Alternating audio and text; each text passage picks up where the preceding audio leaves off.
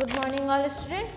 अब नेक्स्ट है आप लोग को प्रोटीन। इससे पहले आप लोग को कार्बोहाइड्रेट और लिपिड बताए थे।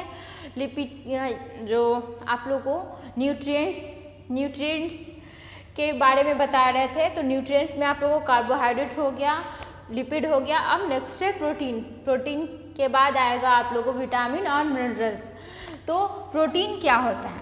तो प्रोटीन सर्वप्रथम मल्डर प्रोटीन के बारे में सर्वप्रथम मल्डर द्वारा 1838 ईस्वी में जंतुओं व पादपों में उपस्थित नाइट्रोजन युक्त कंपाउंड को प्रोटीन नाम दिया गया।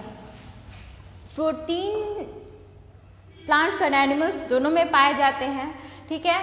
तो प्लांट्स और एनिमल्स में जो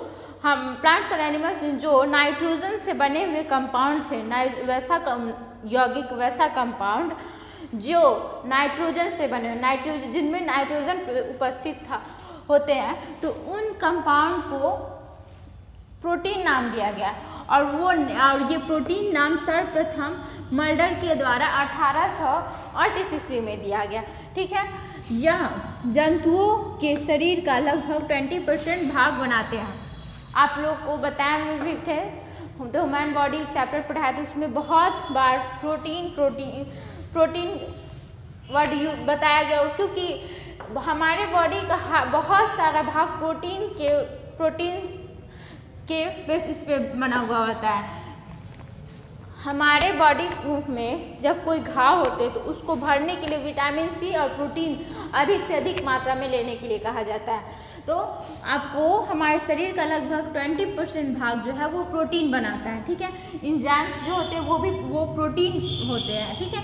वो एक तरह का प्रोटीन होते हैं, ठीक है। तो प्रोटीन का निर्माण, प्रोटीन कैसा कंपाउंड है? तो प्रोटीन का निर्माण कार्बन, हाइड्रोजन, सल्फर, फास्फोरस तथा नाइट्रोजन के जुड़ने से होता है, ठीक है। प्रोटीन के बारे में कहा जाता है कि प्रोटीन में कौन कौन से एलिमेंट्स के जुड़ने से होता है? तो carbon, hydrogen, nitrogen, phosphorus and sulphur के जुड़ने से होता है। तो प्रोटीन कमजोर अम्ल व क्षारीय प्रकृति के कारण शरीर में सल्फर का कार्य करते हैं, ठीक है।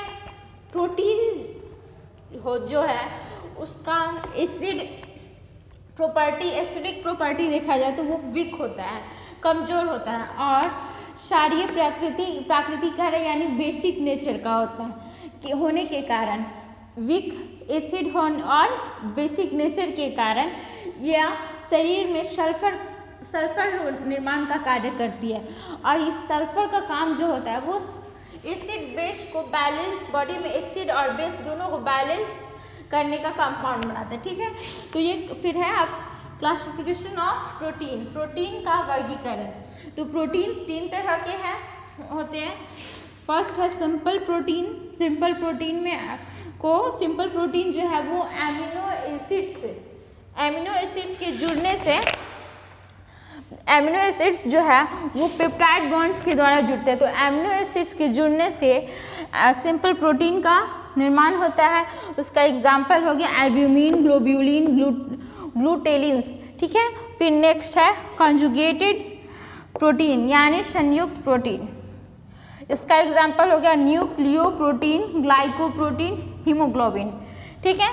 फिर नेक्स्ट है डिराइव्ड प्रोटीन। डिराइव्ड मतलब समझ गए कि जो इन दोनों प्रोटीन से उत्पन्न किया जाता है, नेक्स्ट नया प्रोटीन बनते हैं, तो उसको व्युत्पन्न या डिराइव्ड प्रोटीन कहेंगे। उसका एग्जाम्पल में हुआ पेटोन्स मेटा प्रोटीन, ठीक है।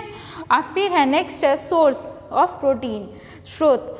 प्रोटीन के स्रोत कौन कौन से हैं? तो वेजिटेबल में देखा जाए, ठीक है, तो वेजिटेबल में आया आपको दाल हुआ, सोयाबीन हुआ, मूंगफली हुआ, मक्का हुआ, ये सब में प्रोटीन पाए जाते हैं। अच्छे गुड स्रोत होते हैं, अच्छे स्रोत होते हैं। फिर एनिमल सोर्स में देखा जाए जानवर में, तो उसमें मांस, मछली, अंडा, दूध, मक्खन etc। सबसे ज़्यादा अंडा में प्रोटीन पाया जाता है। अब नेक्स्ट इसके बाद है function of protein. Next class में आप लोगों को बताया जाएगा।